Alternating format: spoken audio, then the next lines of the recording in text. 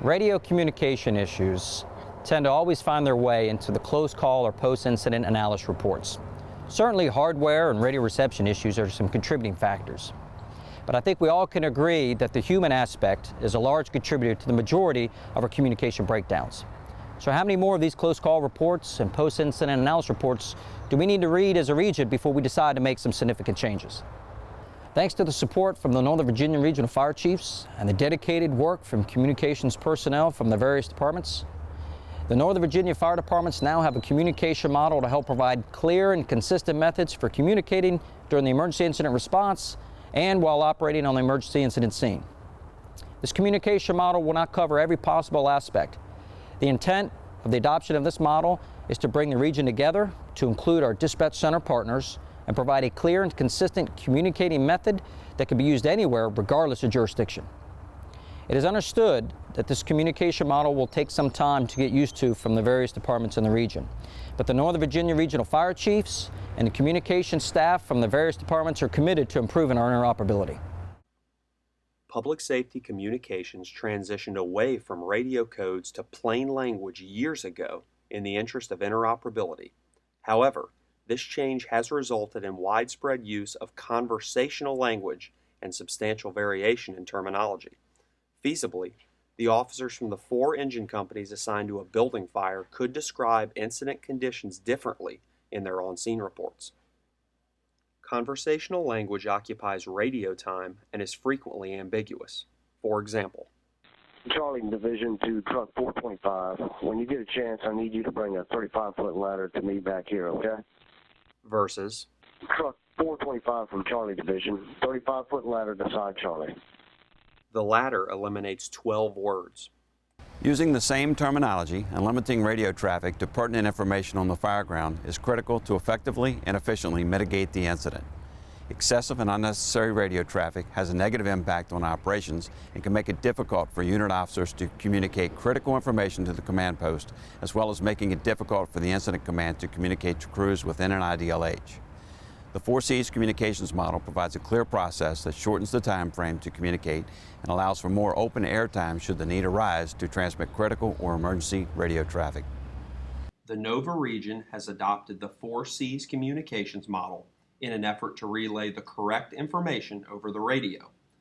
The 4 C's of communication are connect, convey, clarify, and confirm. The first C is connect. This very basic premise stands for the undeniable principle that before the sender can effectively transmit the desired message, he or she must connect with the receiver. The National Fire Academy command and control method of transmission is preferred. Instead of leading off the transmission with the sender's designator, like the current practice, the sender leads off with the recipient's designator, as we do in our everyday speech. As is the current practice, the sender calls the receiver in the following manner. Engine 408 to Fairfax. In service. CAD's not updating. With the proposed change, all radio communication will take on the following format. Fairfax from command. I'm ready for command channel. The second C is convey. Once connected with the receiver, the sender can convey the message. Engine 408 from command. Engine 408. Take your line to floor number 2. Radio users must convey their message concisely and to the point.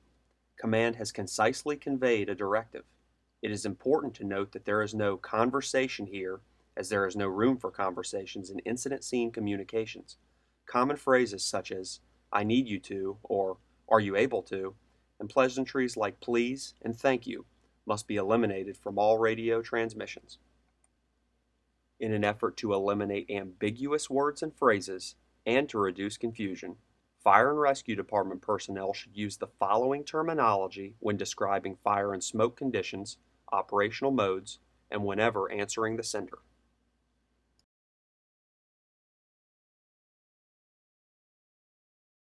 It's important to use the current and accepted phonetic alphabet for purposes of consistency with NIMS. Looking at a regional approach, The COG jurisdictions have all accepted the fact that now, under NIMS, we use what has traditionally been known as the aviation or military phonetic alphabet, whereas we did a period of time where we're using the police phonetic alphabet. And it's important so that we are consistent on a regional approach, a global approach, if you will, in this area, that we use the proper phonetic alphabet when expressing radio communications. The third C is to clarify the message delivered by the sender. It confirms not only that the message was received, but also that it was understood. Engine 408 from command. Engine 408, take your line to floor number 2. Engine 408, copy, take our line to floor number 2. Note that the recipient simply ending acknowledgement of the message with copy does not provide any meaningful information, nor does the sender know if the message was received and understood. The fourth C requires the sender to confirm that the message clarified is the one that was conveyed. Engine 408 from command. Engine 408, take your line to floor number 2. Engine 408, copy, take our line to floor number 2. Affirmative, Engine 408.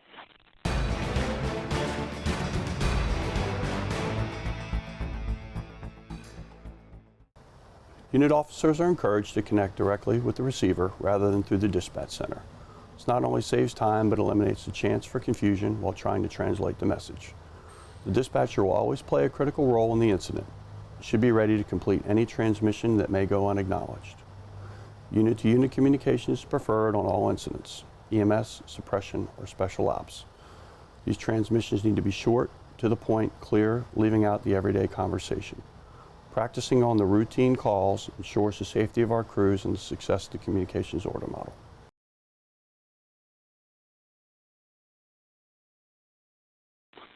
Engine 409 to Fairfax. Have medic 409 come to the 3rd floor with their stretcher when they arrive. Fairfax to medic 409, are you direct to come to the 3rd floor with their stretcher when you arrive? Medic 409 is direct.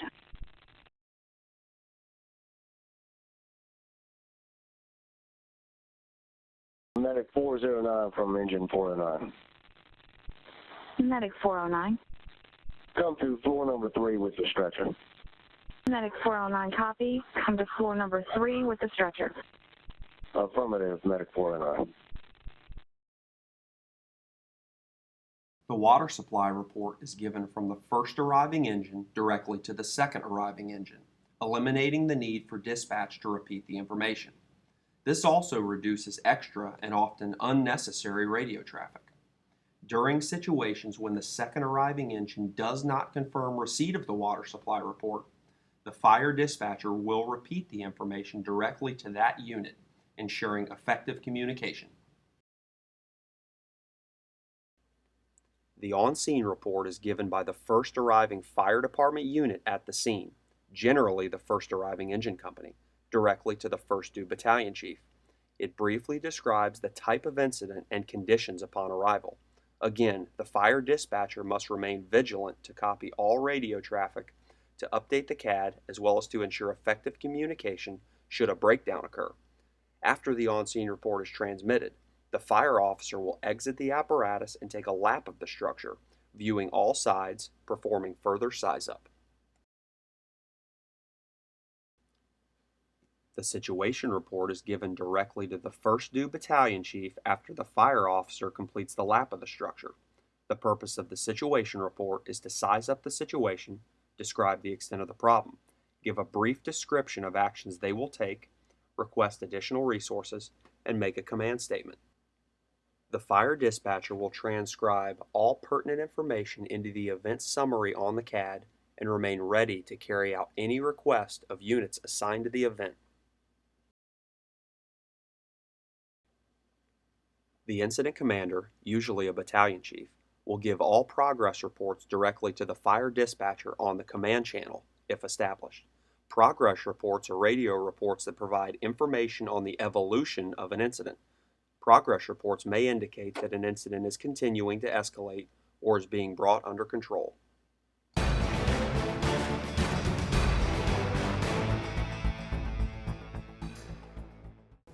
The benefit of a regional communication model not only provides a clear and consistent model for on-scene personnel, but also provides the same benefit to the dispatchers. It is vital that all personnel, firefighters, paramedics, chief officers, and dispatchers operate out of the same playbook when it comes to emergency communications and know that playbook before game day.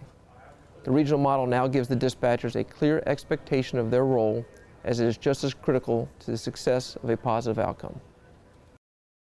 To account for the safety of all personnel on an incident, it is still imperative for the dispatcher to record all pertinent information, like water supply location, on-scene report, and request for additional resources, in the incident notes. In addition, the dispatcher must be able to provide this information if a unit did not copy the original communication. Engine 208 from engine 426. I'm laying the line from the hydrant in front of 4900 Beauregard Street. Fairfax to engine 208. Engine 208. Engine 426 is laying a supply line from the hydrant in front of 4900 Beauregard Street. Engine 208, copy. Hydrant at 4900 Beauregard Street. The dispatcher will relay pertinent incident supplements to the incident commander or first due battalion chief, like a report of people trapped, unit lineup changes, etc. For incidents involving multiple units from neighboring jurisdictions, the dispatcher should provide those units with one GA only after all of those units mark en route, eliminating the need to repeat the information multiple times.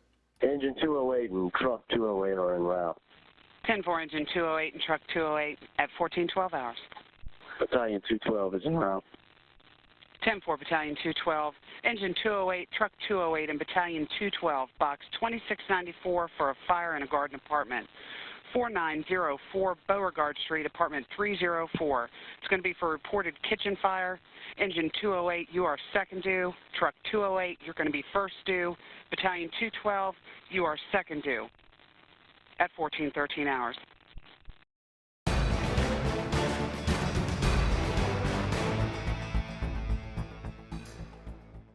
So far, we've introduced or reiterated the components of the 4C model: connect, convey, clarify, and confirm.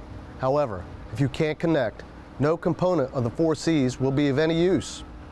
The physical act of connecting on the fireground can be complicated by three main factors: hardware, user, and environmental issues.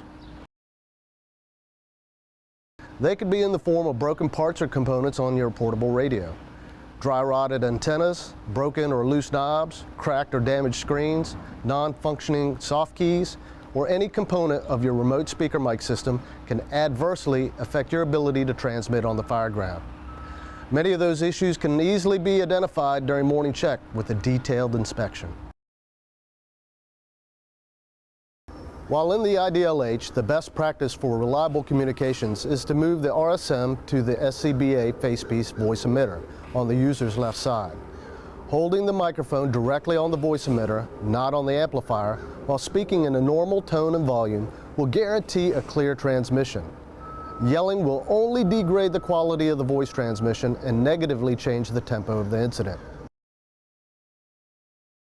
Another significant issue observed on the fireground is feedback from radios in close proximity. The trunked radio system produces a small delay between the time the user speaks and is heard over other radios.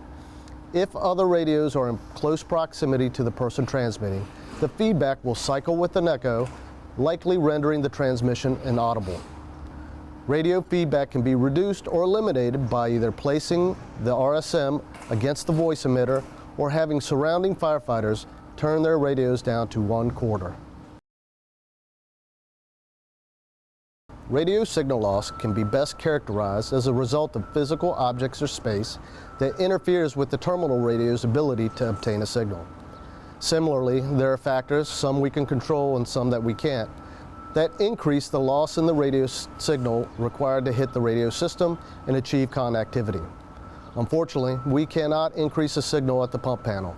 Therefore, we must understand what contributes to the signal loss, how to avoid it, and what to do if you can't avoid detrimental signal loss factors. Signal loss factors we cannot control. They're basements, below grade, building construction features, shadowing in the form of terrain features in large buildings, and secure buildings are all factors we have little control with. Identification is the first tool, with talk around being the second tool. Signal loss factors we can control. The human body is made up of between 50 and 75% water, which can absorb radiated energy, especially when the antenna is against the body. In most cases, despite the increased loss, 15 decibels for standing and 30 decibels while crawling, the NCR radio systems are robust enough to overpower even a 30 decibel loss. However, in cases where the user may be in marginal signal areas or in a position with the radio against the body, it may prevent transmission and receiving capabilities. The user must understand the limitations of the radio system versus signal loss contributed by static and dynamic barriers. Users will experience a significant improvement in portable radio performance if 7 inches of separation is maintained between the portable radio antenna and the user's body. If you're crawling with the radio in the radio pocket and hear a series of out-of-range tones, adjust your body, sit up, or get the antenna vertical, or move to an uncovered portion of the exterior wall. If thermal conditions prevent you from moving or sitting up, take the radio out of the pocket and try to hold the radio vertical while speaking into the remote speaker mic. Unfortunately, if you're lying on the portable radio with your body covering the antenna, your chances of transmitting or receiving can be significantly reduced. In order to properly connect, convey, clarify, and confirm, our radios must be working properly.